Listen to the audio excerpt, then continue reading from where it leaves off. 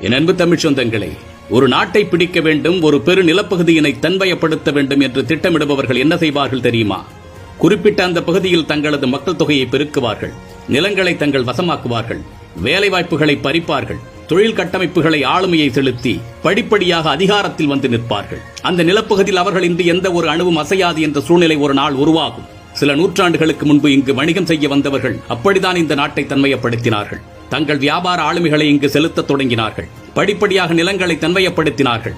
அதிகாரங்களை தனது கட்டுப்பாட்டில் கொண்டு வந்தார்கள். ஆட்சியாளர்களை தங்கள் கைபொம்மையாக ஆட வைத்தார்கள்.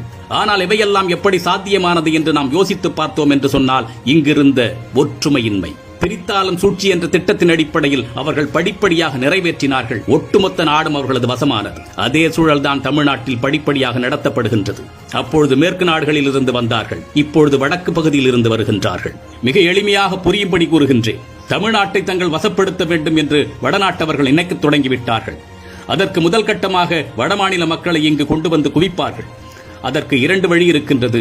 ஒன்று அதிக மக்களை கொண்டு வந்து குவிப்பது, மற்றொன்று அதிக பிள்ளைகளை பெற்றுக்கொண்டு இங்கு பல்கி பெருகுவது. நடக்கிறதா இல்லையா யோசித்து பாருங்கள். இங்குள்ள இடங்களை விலை கொடுத்து வாங்குவார்கள். உள்ளூர் விலையை விட அதிக பணம் கொடுப்பார்கள். அதனால் உள்ளூர்வாசிகள் வடநாட்டவர்களிடம் தேடிச் சென்று தங்கள் இடங்களை ஒப்படைப்பார்கள், அதிக விலை பெற்றுக் கொள்ள வேண்டும் என்பதற்காக. உங்கள் பகுதியில் நடக்கின்றதா இல்லையா சிந்தித்து பாருங்கள்.